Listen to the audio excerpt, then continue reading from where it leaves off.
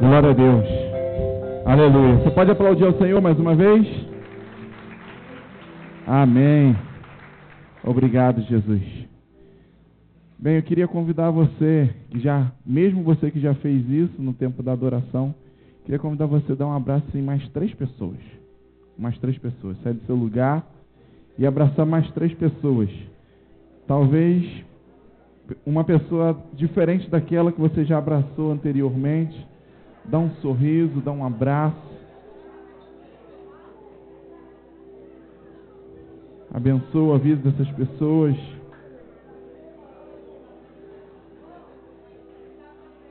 Eu creio muito que existe poder para que possamos curar através de um abraço, de um sorriso.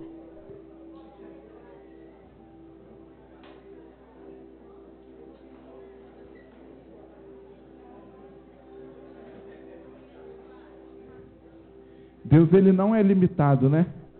Quando nós olhamos para a Bíblia, nós vemos a diversidade de formas que Deus escolheu agir, que Jesus escolheu transformar a vida das pessoas, curar, libertar, abençoar a vida das pessoas de diversas formas. As pessoas cegas, por exemplo, que foram alcançadas por Jesus, cegos foram curados por Jesus por diversas formas. Teve um que Jesus só falou, teve outro que Jesus tocou, teve outro que Jesus cuspiu no chão, pegou o barro com cuspe, esfregou na cara do rapaz, mandou lavar no tanque, e então não existe padrão para Deus agir, para Deus trabalhar. Por isso que eu creio que Ele age através do nosso abraço, através do sorriso. Eu creio que coisas que às vezes não acontecem aqui no culto, ao longo da adoração, ao longo da palavra, ao longo da oração, pode acontecer no momento que você dá um abraço ou recebe um abraço, que você dá um sorriso. Eu creio que Deus não é limitado nas formas de agir, e Ele pode escolher agir através da sua vida. Então não menospreze esse momento, nem no dar, nem no receber, porque esse momento ele é tão importante como todos os outros que nós participamos no culto ao Senhor. E glória a Deus pela sua vida que saiu de casa hoje para fazer o culto ao Senhor, como na semana passada nós conversamos, que nós não saímos da nossa casa e vamos até uma igreja, até um local de reunião pública, para assistir nada como no teatro e por aí afora. Mas todas as vezes que nós nos reunimos como igreja, nós nos reunimos para fazer o culto ao Senhor, para prestar o culto ao Senhor. E eu louvo a Deus pela sua vida que entendeu essa realidade e veio aqui para fazer isso.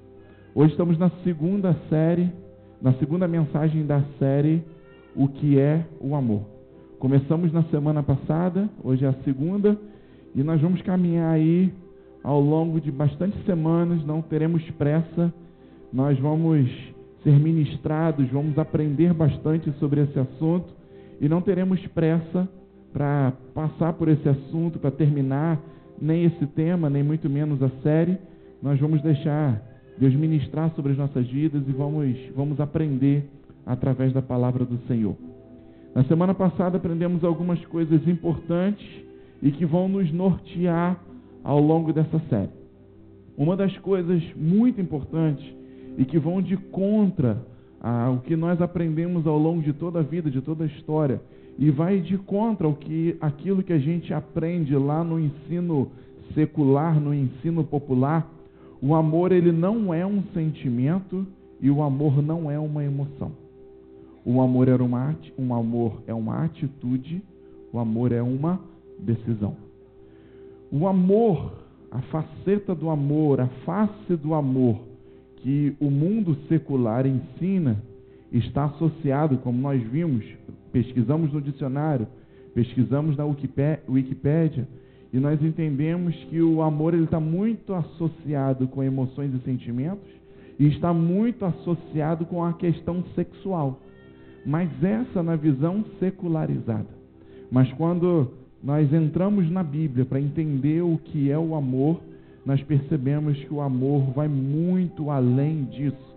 Rompe a barreira desse entendimento, dessa visão limitada, rasa, razoável que o secularismo tem acerca do amor. Por isso, a partir da Bíblia, nós entendemos que o amor não é um sentimento, o amor não é uma emoção. O amor era uma atitude e o amor é uma decisão. Conversamos muitas coisas na semana passada, mas usamos a base principal quando Jesus nos desafia a amar os inimigos. Se o amor que a Bíblia fala, se o amor que Jesus ensina fosse um mero sentimento, uma mera emoção, seria impossível amar os inimigos. Porque ninguém nasce acorda com o coração queimando de paixão, de vontade de abraçar inimigo nenhum, de beijar inimigo nenhum. Muito pelo contrário. Os sentimentos que brotam no nosso coração, na nossa vida, referente a um inimigo, são os piores sentimentos que existem. Mas então Jesus diz que nós devemos amar, e então quando ele diz isso, nós entendemos que o amor que a Bíblia fala é o amor que traz uma referência de uma decisão, de uma atitude. E na semana passada nós tivemos um bom resultado de todo o ensino teórico que nós tivemos aqui. Nós aprendemos bastante coisa na teoria, e ao longo da semana o Senhor nos deu uma oportunidade de levar para o campo prático aquilo que nós aprendemos aqui na teoria, e eu quero compartilhar um vídeo com vocês. Assistam, por favor, esse vídeo.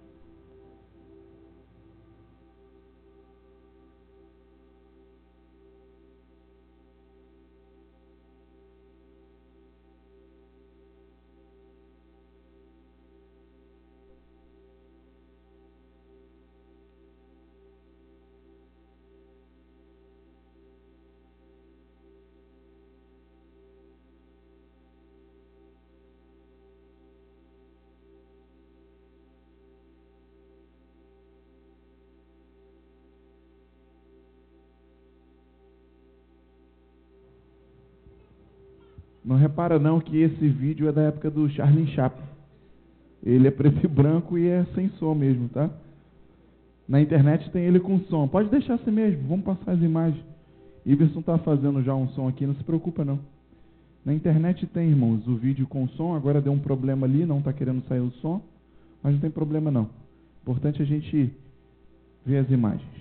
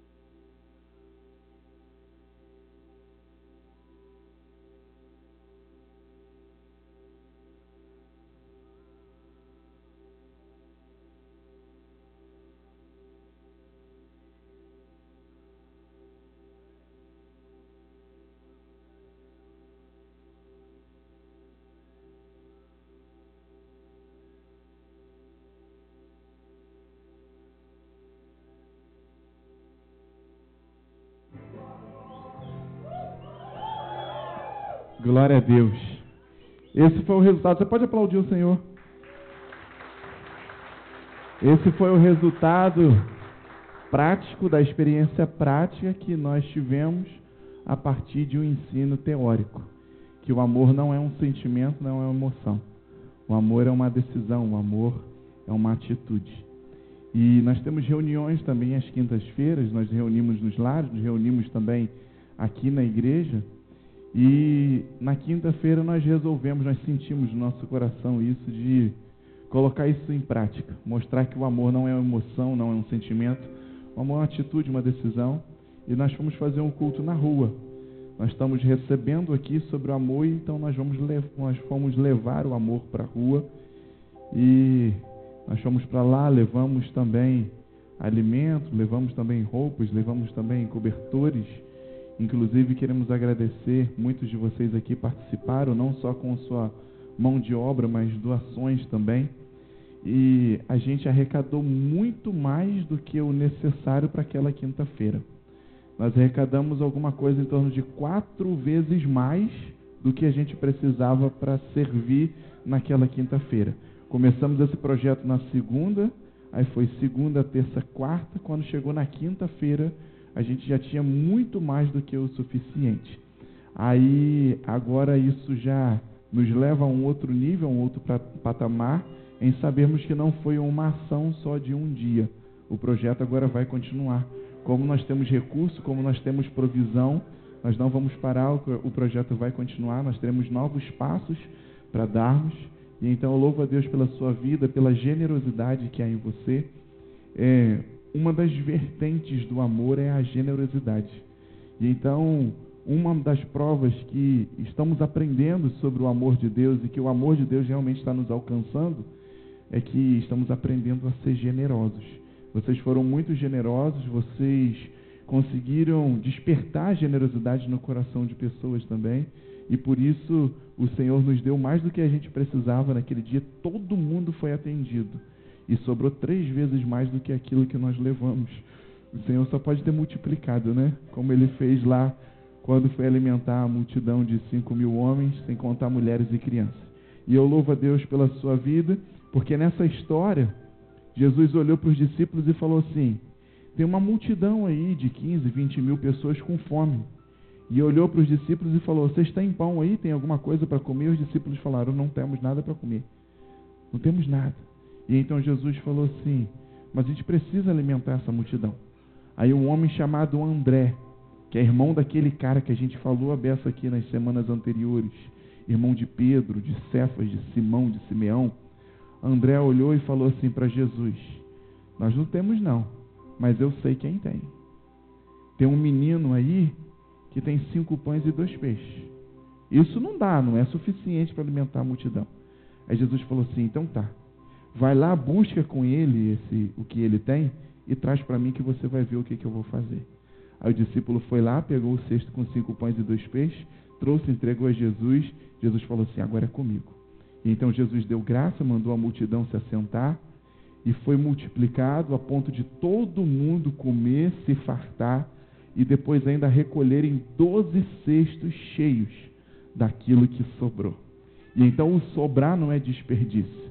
O sobrar é símbolo mesmo da intervenção.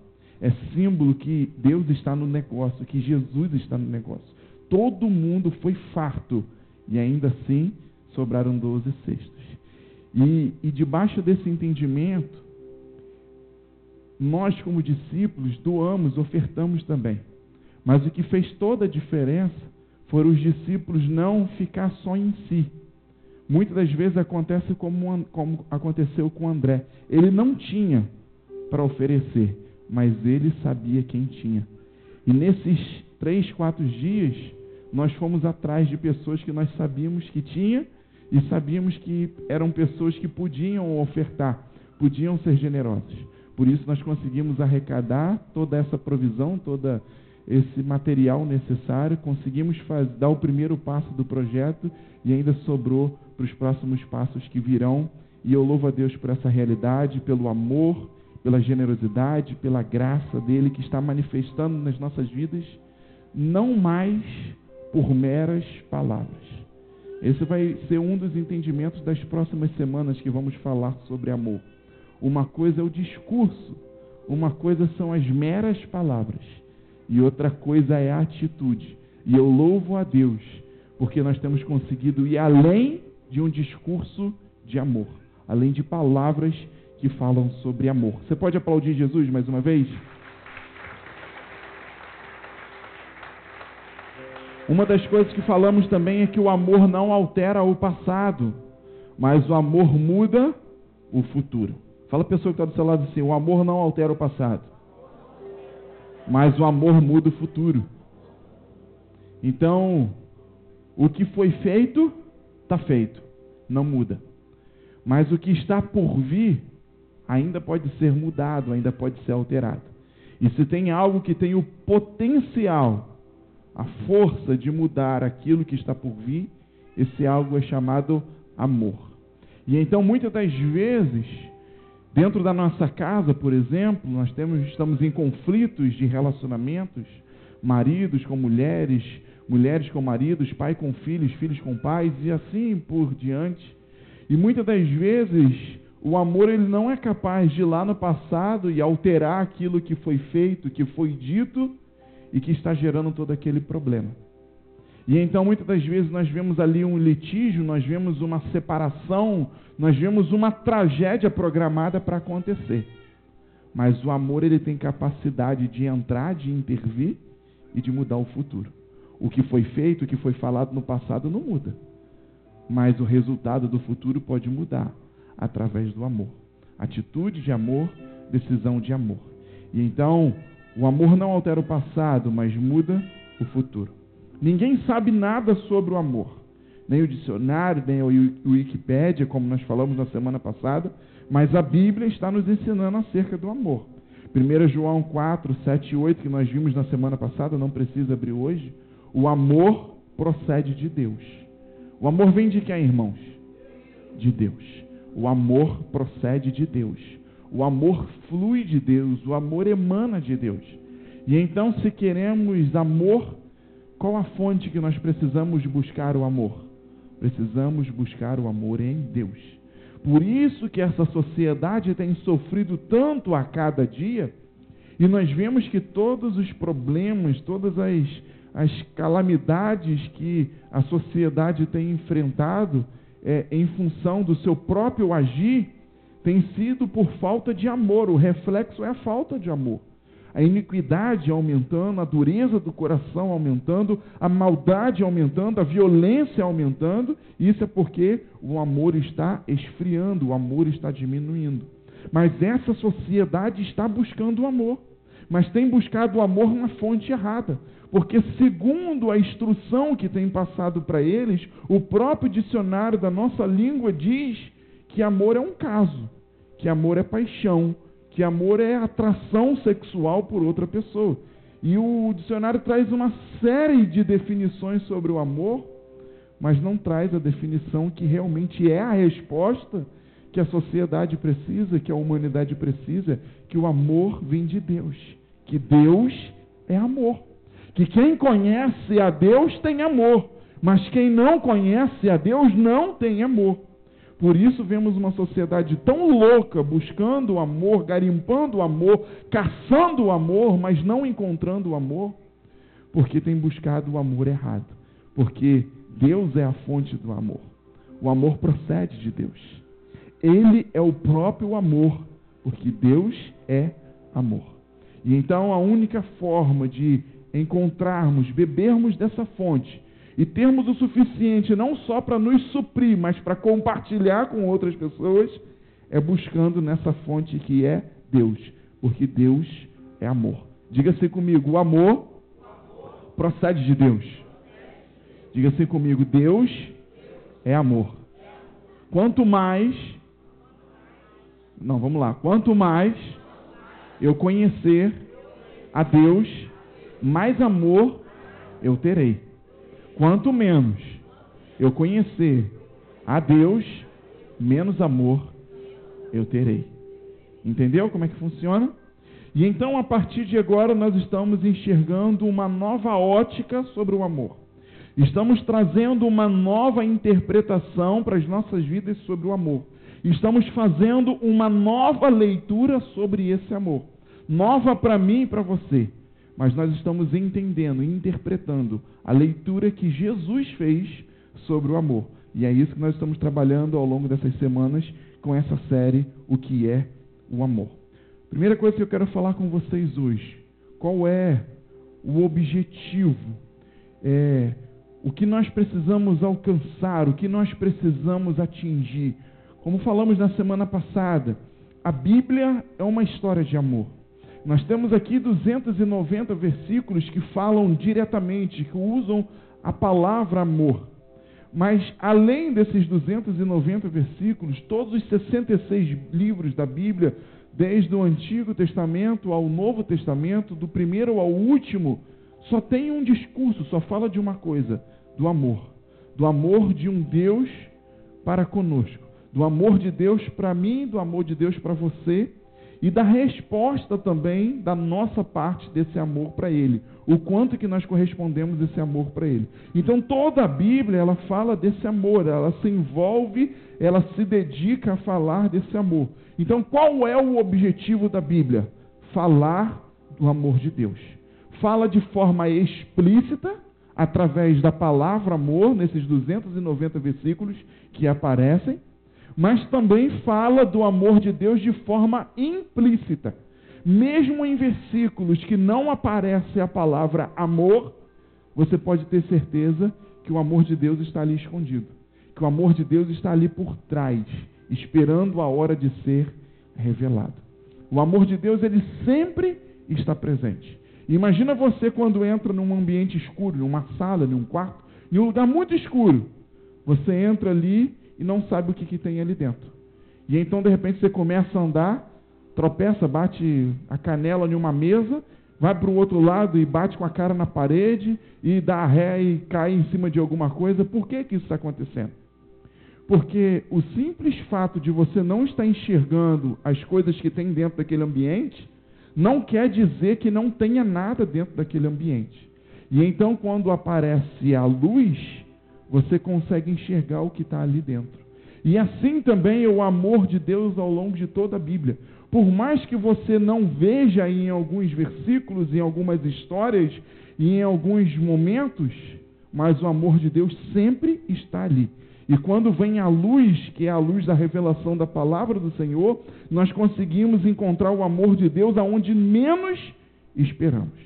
Inclusive, Jesus conseguiu achar o amor de Deus no lugar mais inusitado da Bíblia. Jesus achou o amor de Deus nos mandamentos. Quando nós falamos de lei, quando olhamos para a Constituição brasileira, quando olhamos para a Constituição do nosso país, nós não lemos aquilo ali como lemos um livro de romance. Quando vamos ler a Constituição, nós estamos lendo as leis que regem e que governam a vida das pessoas que moram ou que estão de passagem nesse lugar, nesse território. E então, quando vamos ler as leis, nós não podemos esperar ali nenhuma declaração de amor do governo federal, estadual, municipal para conosco. Mas são um conjunto de regras para que possamos viver no mínimo de condições sociais. E então, quando olhamos para a lei, nós entendemos que a lei ela é severa. Olhamos para a lei e entendemos que a lei é rígida. E olhamos para a lei e sabemos que aqueles que não cumprem a lei são o quê? Punidos. Sim ou não? Quem não cumpre a lei é punido. Quem não cumpre a lei é castigado. Sim ou não? E existem várias formas. Existe através de recursos financeiros, são multas que são aplicadas, como no caso da lei do trânsito. Existem outros tipos de punições e até mesmo a reclusão da pessoa do convívio da sociedade, que nós chamamos de prisão. E então as leis estão estabelecidas ali, as leis são rígidas e rigorosas.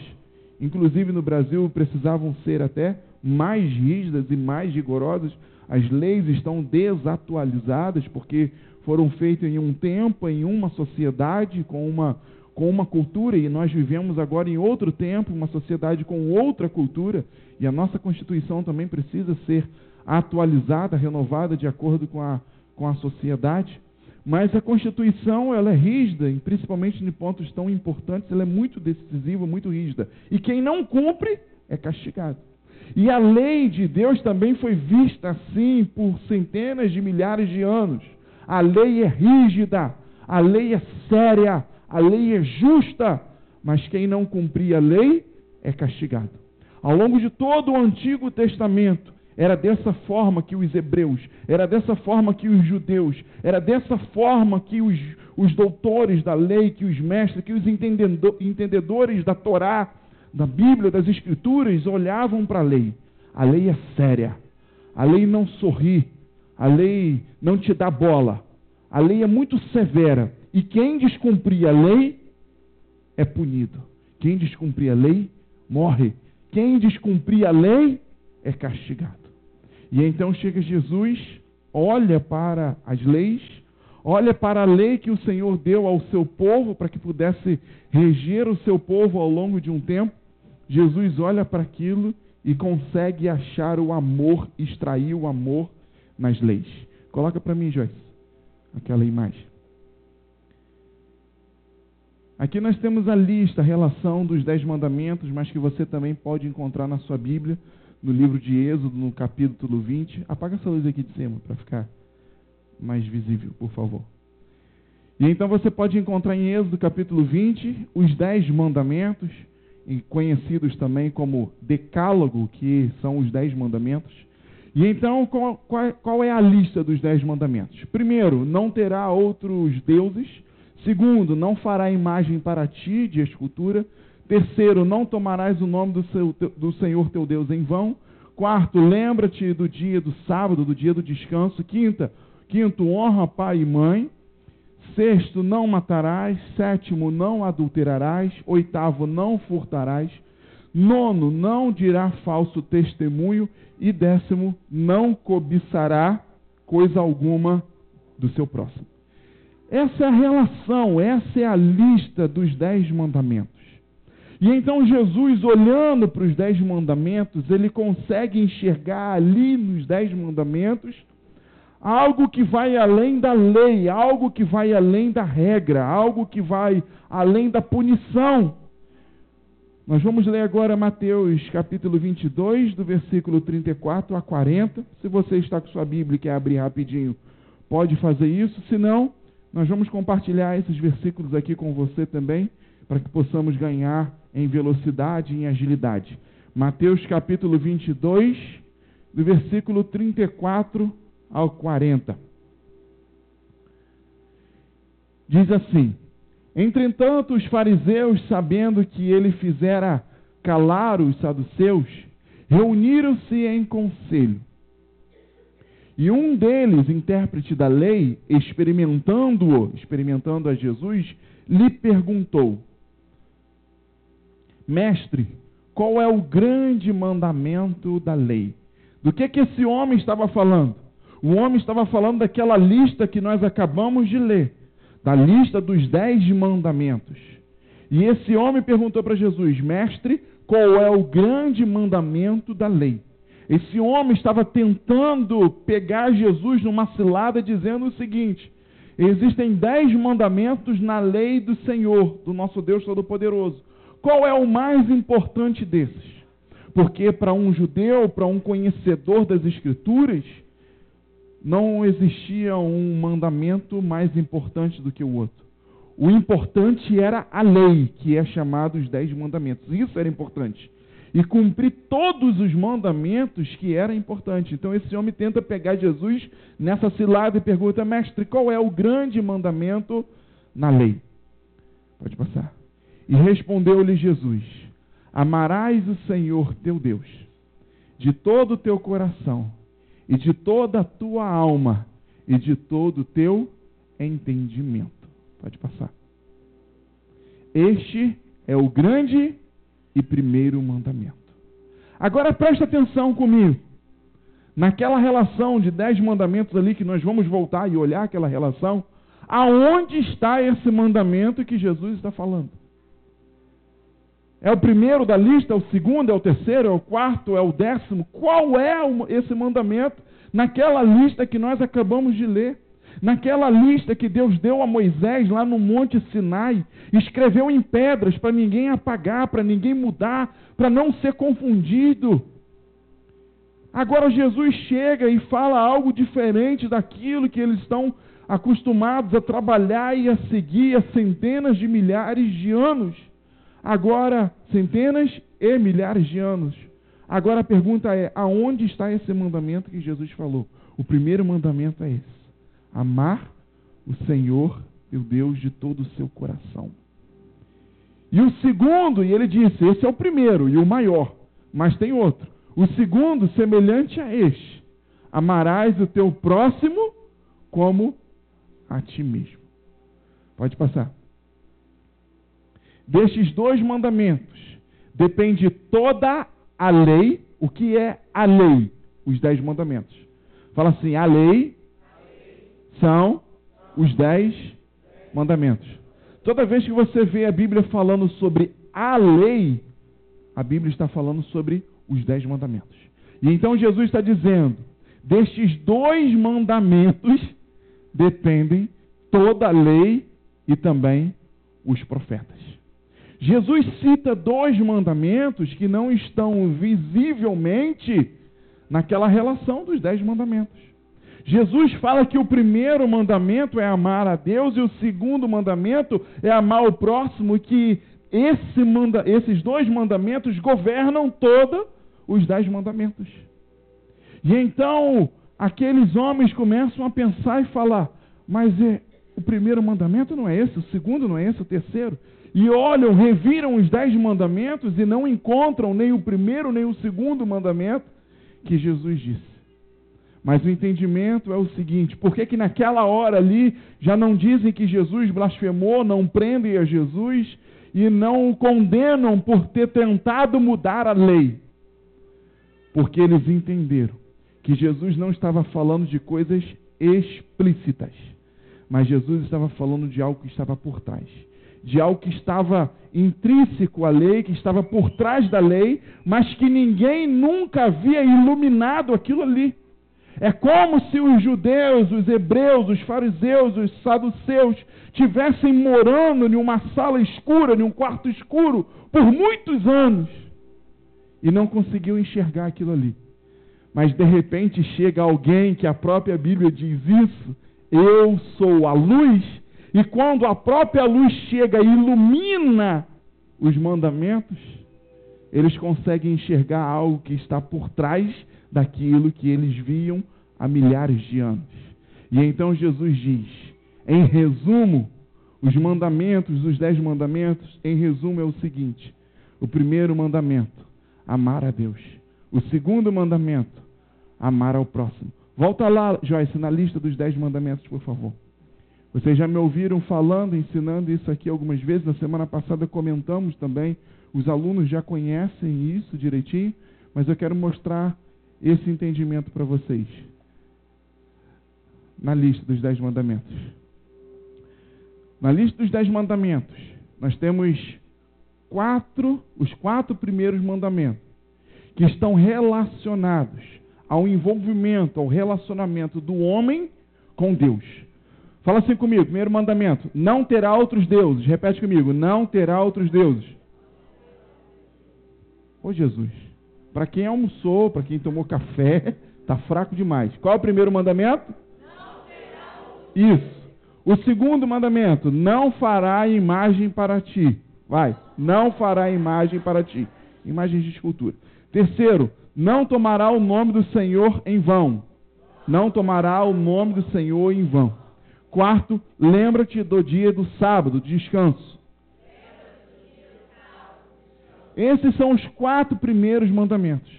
E o que Deus quer com esses 4 mandamentos? Fazer com que o homem tenha um bom relacionamento com Ele.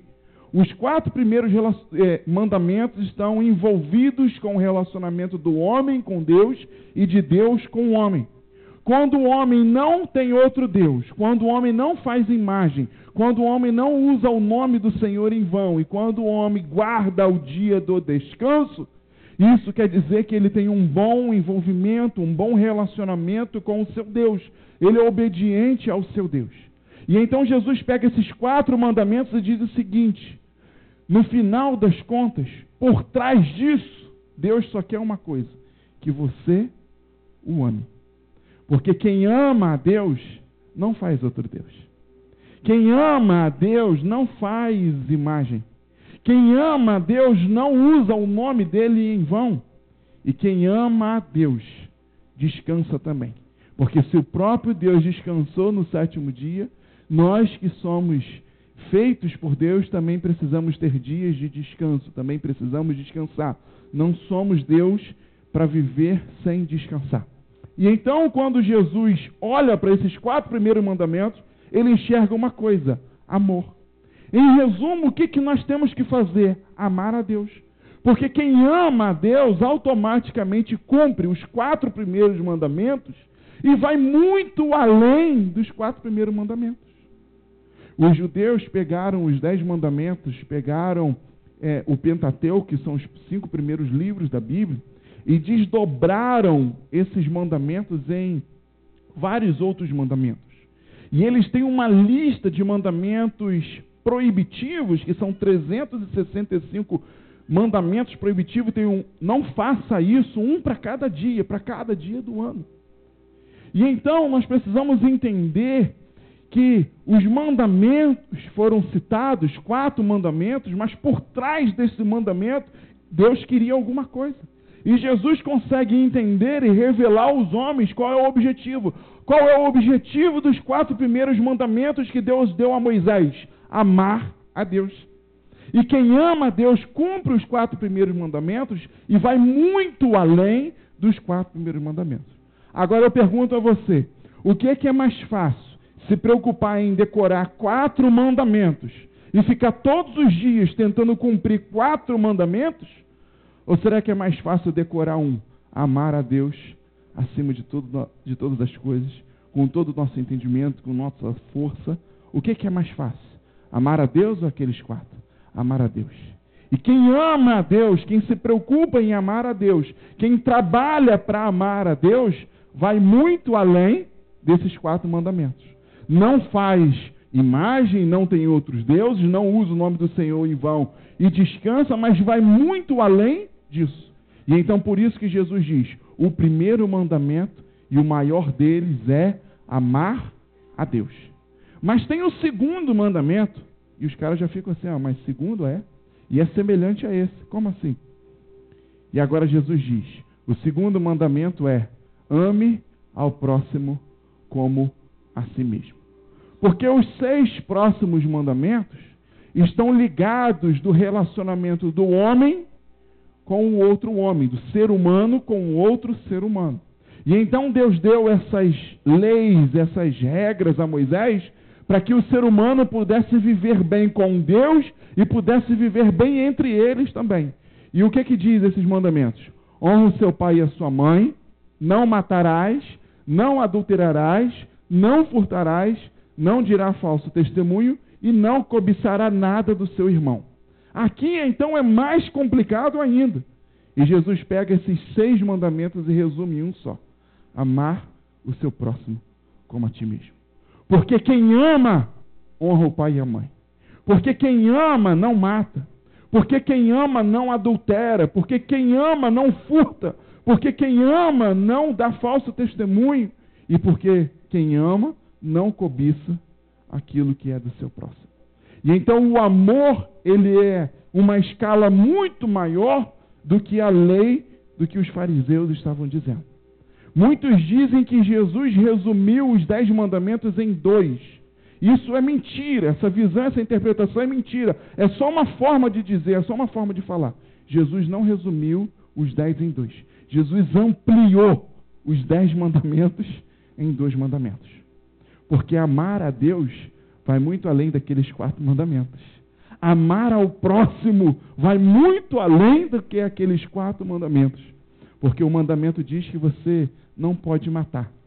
Mas Jesus disse que nós temos que amar. O mandamento diz que você não pode falar contra o próximo. Mas o amor diz que você tem que falar bem do próximo. E então o amor que Jesus consegue ver e enxergar por trás do mandamento da lei de Moisés, ele é muito maior, vai muito além do que aqueles mandamentos que eles estavam acostumados a viver. E então Jesus pega 10 mandamentos, traz a sua luz, porque ele diz, eu sou a luz do mundo.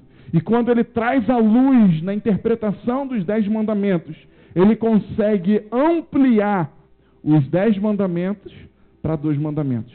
Que é isso, pastor? Está errado, essa matemática está errada. Você não pode pegar algo que é 10 e ampliar para 2.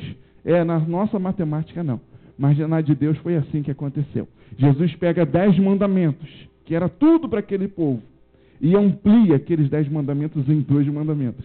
Amar a Deus e amar ao próximo, que através de atitudes, de decisões, iam muito além daquilo que eles já haviam aprendido. E então Jesus faz essa nova interpretação da lei. Jesus faz uma nova leitura da lei, aonde agora não fazer mal somente não é o suficiente. O desafio agora é fazer o bem. Porque a lei dizia, você não pode matar, você não pode adulterar, você não pode furtar. Se você fizer isso, você está pago com a lei, você está quite com a lei. Mas Jesus chega agora e fala, não furtar, não matar, honrar, isso é só sua obrigação. Você tem que ir além disso, você tem que amar. Amar a Deus e amar ao próximo. Um novo desafio eu trago para vocês. Novo mandamento vos dou. E além dos mandamentos da lei. Por isso que os fariseus, por isso que os saduceus não tiveram argumento para falar que Jesus estava blasfemando e prender ele. Porque se Jesus pega os 10 mandamentos, muda e resume em 2 mandamentos, ele estava frito, ele ia ser preso naquela hora. Mas Jesus pega 10 mandamentos e amplia em 2 mandamentos. E por isso eles não conseguiram motivo para condenar e prender Jesus naquela hora. Porque por mais que em números, em quantidade, fossem só 2, mas em potencial, em capacidade, Jesus tinha ampliado muito mais os 10 mandamentos. Porque agora não fazer mal não é suficiente. Agora é necessário fazer o bem. E é exatamente esse entendimento que nós precisamos. Essa ótica que nós precisamos ter a partir da ótica de Jesus sobre o amor. Não fazer o mal nessa sociedade não é suficiente. Não fazer o mal no nosso cotidiano não é o suficiente. Nós precisamos fazer o bem.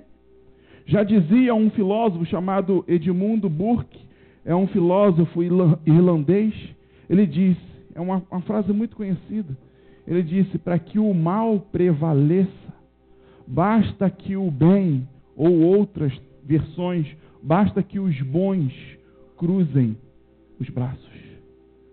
Para que o mal prevaleça, basta que o bem não faça nada. Porque quando o bem se omite, automaticamente o mal prevalece, o mal passa a vencer. E então é exatamente isso que Jesus está dizendo, não basta não fazer o mal, agora nós precisamos fazer o bem, agora nós precisamos ir além dessa antiga visão e interpretação da lei, além de não fazer o mal, nós precisamos fazer o bem. E então qual era o objetivo que estava escondido por trás dos 10 mandamentos? O amor. Os 10 mandamentos se resumem no quê?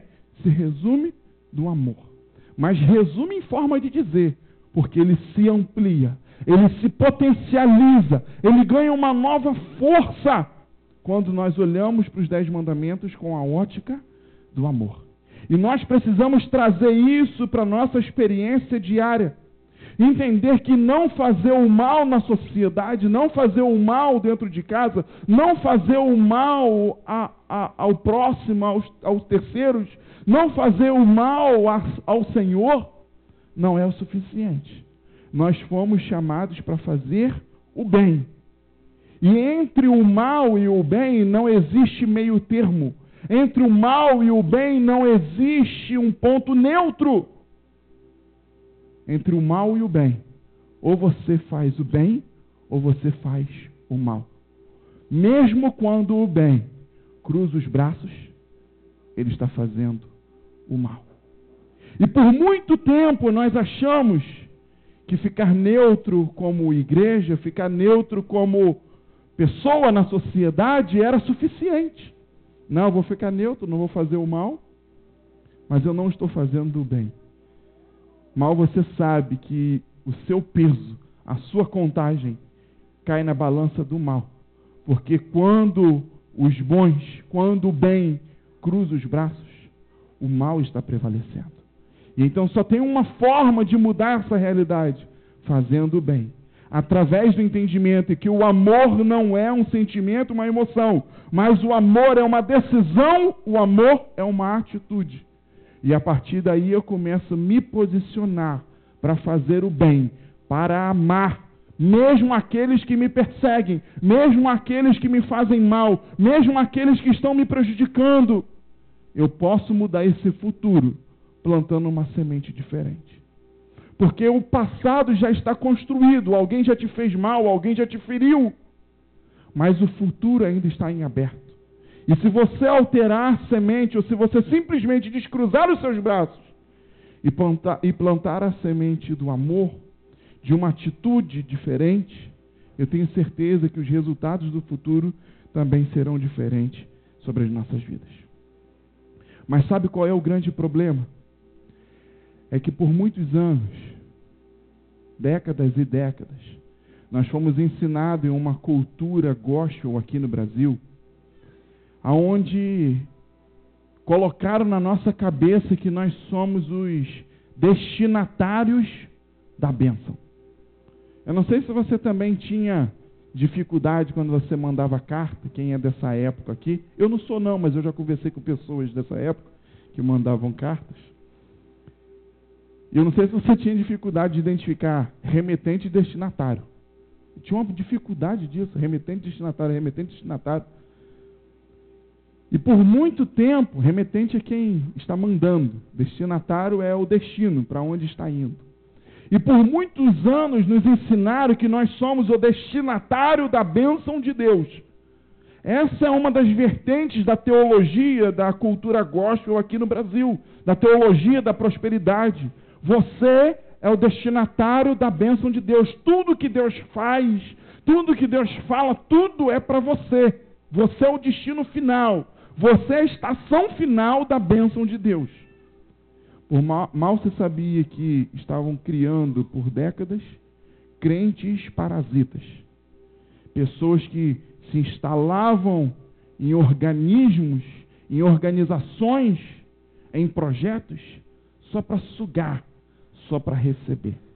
No entanto, a gente foi ensinado, forjado dentro desse entendimento, e por muitos anos nós falamos, lemos, cantamos dizendo: Deus vai me abençoar, Deus vai me dar, Deus vai me. Deus vai derrotar o meu inimigo, Deus vai acabar com o meu inimigo, Deus vai alejar meu inimigo, Deus vai me. Porque por muitos anos nós fomos ensinados que nós somos o destinatário da bênção. No entanto, o que a Bíblia nos ensina, à luz do amor, é que nós somos o canal da bênção de Deus. Por muito tempo achamos que nós éramos o destinatário, mas a verdade é que nós somos o canal.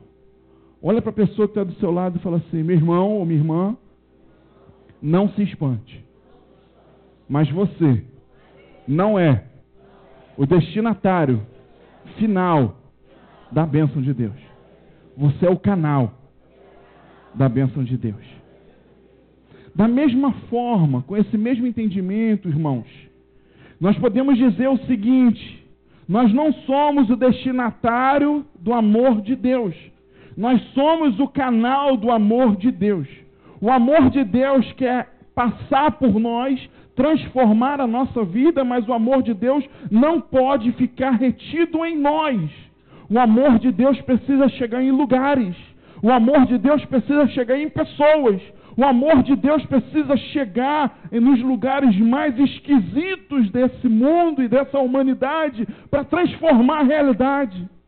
Porque quando nós entendemos que nós somos o destinatário do amor de Deus, nós somos como uma esponja que absorve, que suga tudo. E esse mundo secularizado que não entende o que é o amor, não pode nunca saber o que é o verdadeiro amor. O verdadeiro amor nunca chega até lá, porque nós achamos por muito tempo que nós somos o destinatário. Fala assim: eu não sou o destinatário do amor de Deus. Eu sou o canal do amor de Deus. Mas pastor, eu estava aqui cantando, Deus me ama, Deus me ama, Deus me ama, sim. Porque para que você entende que esse mundo está precisando muito do amor de Deus, está precisando do amor de Deus em uma grande proporção, você entende isso?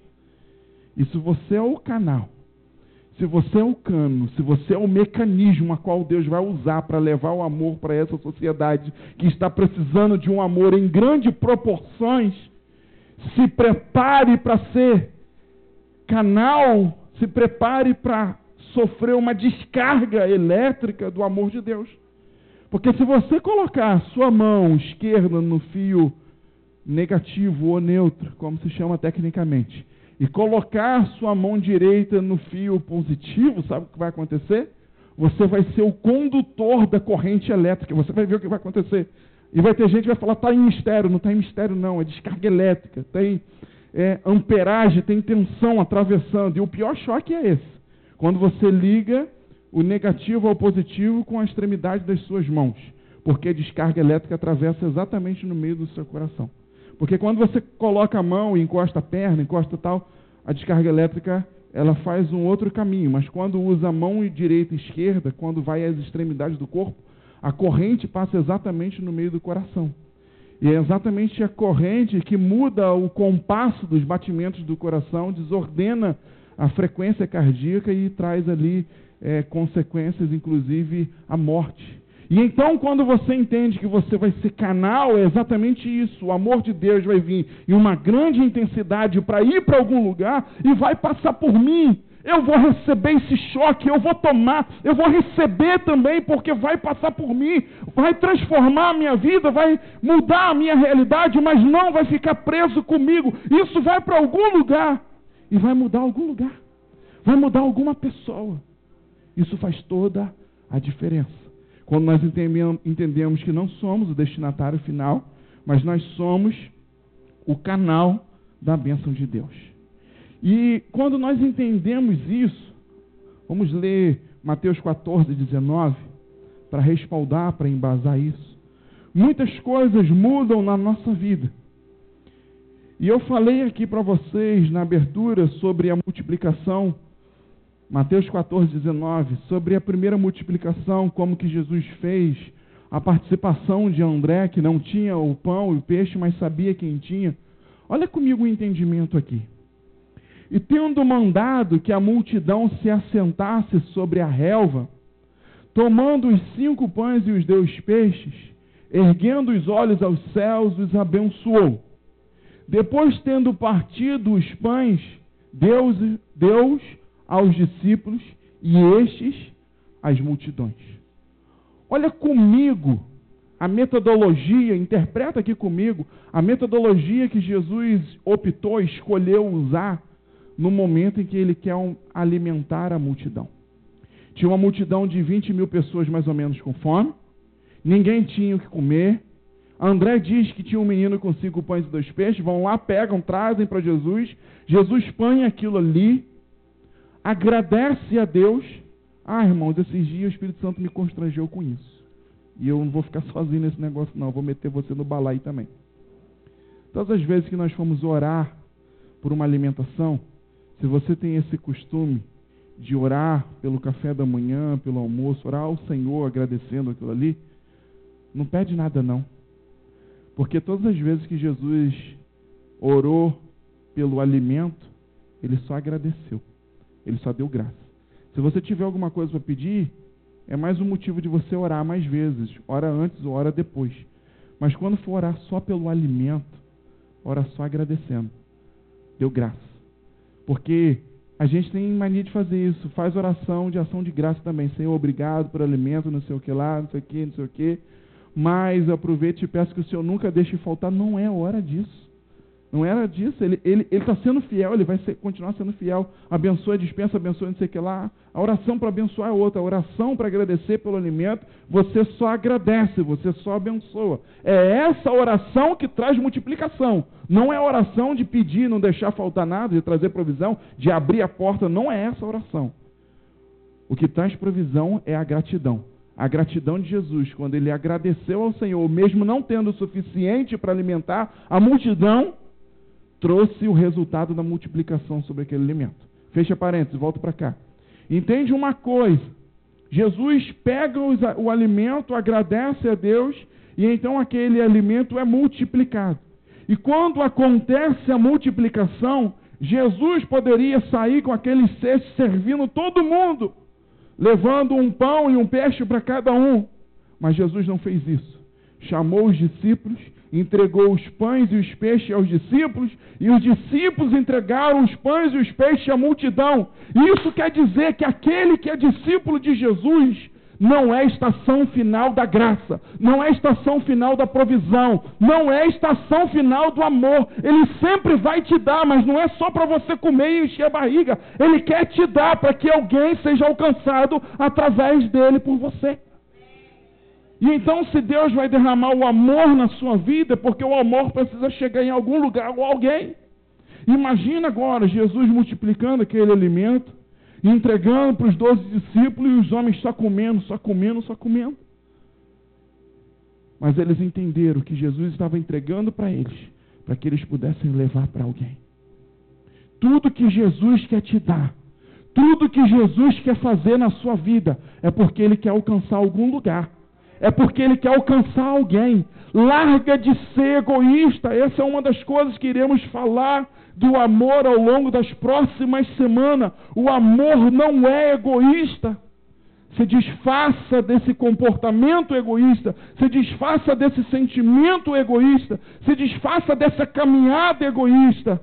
Achando que tudo é para nós, tudo é para mim, tudo é para você. Nós somos o canal do amor de Deus. E tudo que Jesus fizer, tudo que Jesus trouxer sobre a mim e sobre a sua vida, é porque Ele quer alcançar algum lugar. É porque Ele quer alcançar alguém. Amém? 2 Coríntios, capítulo 9, versículo 10, o apóstolo Paulo ensina o seguinte. 2 Coríntios 9, 10. Ora, aquele que dá semente ao que semeia, e pão para alimento, também suprirá e aumentará a vossa sementeira e multiplicará os frutos da vossa justiça. Aquele que dá semente ao que semeia. Fala assim comigo. Aquele que dá semente ao que semeia. Se você se dispuser a ser um semeador, o que Deus vai precisar te dar? Semente. Se você se dispuser a semear o amor de Deus em todos os lugares, o que Deus vai precisar te dar? O amor. Qual a experiência que você vai viver? Você vai conhecer o que de Deus? O amor. Qual a quantidade do amor que Deus vai compartilhar com você? Qual a quantidade do amor que Deus vai manifestar na sua vida? Vai depender da sua proposta em levar esse amor. Quanto mais amor você decidir levar, mais amor Ele vai precisar te dar. Ele é o fornecedor, entende isso? O amor procede de Deus. O amor flui de Deus. Ele dá semente ao que semeia. E não tem como você ser um semeador se o seu saco está vazio. Se você enfia a mão dentro do saco e não tem uma semente. Mas quando Deus perceber que você decidiu semear o amor dele, vai encher e vai transbordar. Os celeiros, os lagares, onde Deus quer depositar o amor dele, vai transbordar. A sua vida vai transbordar do amor de Deus. A sua casa vai transbordar do amor de Deus. A sua família vai transbordar do amor de Deus. Os seus relacionamentos vão transbordar do amor de Deus. O seu ministério vai transbordar do amor de Deus, porque Ele descobriu que você é um semeador. E como Ele é o fornecedor da semente, como o amor procede dele, Ele vai precisar te dar muito amor, porque você decidiu levar muito amor e semear muito amor também. E para a gente encerrar o entendimento de hoje, olhe para a pessoa que está do seu lado e diz assim: e se não tiver amor? O que acontece? Pergunta para outra pessoa: e se não tiver amor, o que acontece? Quem quer que responda isso hoje? Levanta a mão. Assim eu quero. Tem certeza? Tem certeza? Então vamos responder. 1 Coríntios 13. Não reclama não, hein? 1 Coríntios 13, do versículo 1 ao versículo 3. Olha o que o apóstolo Paulo ensina à igreja de Jesus lá em Corinto. Ainda que eu fale a língua dos homens e dos anjos, se não tiver amor, serei como um bronze que soa, ou como um símbolo que retine. Espera um pouquinho, Joyce. Ainda que eu fale a língua dos homens e dos anjos. São duas línguas diferentes. A língua dos homens é a língua que é falada aqui na terra. A língua dos anjos é a língua que é falada nos céus. O cara que fala a língua dos homens e dos anjos é o cara que gera comunicação entre o céu e a terra. É alguém que fala das coisas do céu aqui na terra. E é alguém também que pode falar das coisas aqui da terra lá no céu.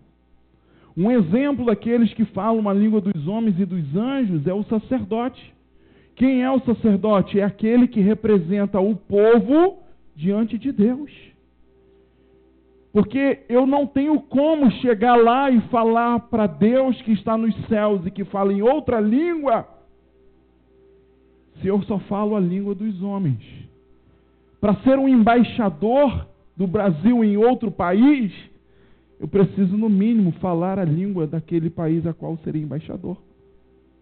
E então não tem como ser o embaixador do Brasil nos Estados Unidos ou em algum lugar da Europa se não souber falar a língua daquele lugar que eu vou representar.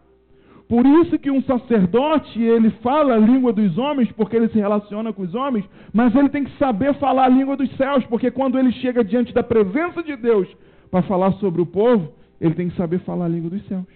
E o profeta, ele tem a função exatamente inversa. Quem é o profeta? É aquele que representa Deus para o povo. E o profeta, ele também sabe falar a língua dos homens e dos anjos. Porque o profeta ouve o que os céus estão dizendo, mas o profeta não pode chegar aqui na terra e falar para os homens na mesma língua que ele ouviu lá dos céus. Ele precisa traduzir e dizer para as pessoas aqui o que o céu está dizendo, mas dizer com a língua daqui. Mas o que Paulo está dizendo é: mesmo que seja um sacerdote, mesmo que seja um profeta, mesmo que seja alguém que gere comunicação, ligação entre céu e a terra, se não tiver amor, não passa de um pedaço de metal que você bate e faz barulho. Não passa de um barulhento. Pode passar, Joyce. Ainda que eu tenha o dom de profetizar e conheça todos os mistérios e toda a ciência, ainda que eu tenha tamanha fé a ponto de transportar os montes, se não tiver amor, nada serei. Eu não sei se isso mexe com você, mas isso me intriga. Isso me provoca, isso me confronta demais. Ainda que eu tenha o dom de profetizar, ainda que eu conheça todos os mistérios, ainda que eu conheça toda a ciência, ou ainda que eu tenha fé. Lembra daquela fé que Jesus disse? Uma fé do tamanho de um grão de mostarda, que se tivermos, seremos capazes de dizer um monte para sair daqui e ir para lá. Paulo está falando dessa fé. Se você tiver uma fé do tamanho da fé que Jesus disse, daquela fé do tamanho de um grão de mostarda, que ela é capaz de mover um monte de um lado para o outro, se não tiver amor, você não é nada. pergunta que fizemos quando olhamos um para o outro foi: e se não tiver amor? Não foi essa a pergunta? Se não tiver amor, nós não somos nada. Nada. Próximo versículo, Joyce, 3. E ainda que eu distribua todos os meus bens entre os pobres, e ainda que eu entregue o meu próprio corpo para ser queimado, se não tiver amor, nada disso me aproveitará. Mesmo que eu distribua todos os meus bens para os pobres. Não estamos falando de dar esmola. Estamos falando de entregar tudo. Mesmo que eu seja um mártir do Evangelho, alguém que foi morto, que foi queimado, que foi decapitado, que foi crucificado, alguém que morreu bruscamente pelo Evangelho. Se não tiver amor, nada disso se aproveitará. Quando nós trazemos as coisas para a ótica do amor, fazer ou não fazer não está mais em questão. Por muito tempo nós julgamos se fazemos ou se não fazemos. Isso serve para os fariseus. Isso serve para os homens duros de coração e que não tiveram o Espírito Santo para os orientar. Por isso precisavam de uma lei para se guiar. Mas um povo que tem o Espírito Santo, após o sacrifício em amor, após a maior prova de amor de Deus para a humanidade, esse povo não se baseia mais no fazer ou não fazer. Olha para a pessoa que está do seu lado e fala assim: fazer ou não fazer não está mais em questão. Porque um dia um jovem rico procurou Jesus e falou: não tem essa lista dos 10 mandamentos? Ó, está toda quitada, está toda ok, eu já faço tudo. E agora, o que falta para eu fazer? Jesus falou: vai lá, vende tudo que você tem e distribui. Ele falou: isso não tem como. Por quê? Porque ele não tinha o seu coração queimando, ele não estava apaixonado, ele não amava essa visão. Então não adiantava ele fazer por fazer. E então agora, com o entendimento do amor, o fazer ou não fazer não está mais em questão. A questão não é mais se você é marido. A questão é que você tem que amar ser marido. Você tem que amar a sua esposa. A questão não é mais só ser esposa. A questão é que você tem que amar ser esposa. A questão não é mais só ser pai. Você tem que amar ser pai. Você tem que amar ser mãe. A questão não é só mais ser filho. Você tem que amar ser filho. A questão não é mais subir aqui em cima. A questão é que você tem que amar subir aqui em cima. A questão não é dar aos pobres. A questão é que você tem que amar dar aos pobres. A questão não é mais fazer ou não fazer. Se você não for apaixonado por isso, se isso não queimar no seu coração, não está valendo nada. A questão agora é se eu amo isso. A questão agora é se meu coração queima por isso. A questão agora é se eu tenho amor envolvido nisso. Porque fazer, nós vemos uma relação que Paulo diz de pessoas que faziam. Pessoas que falavam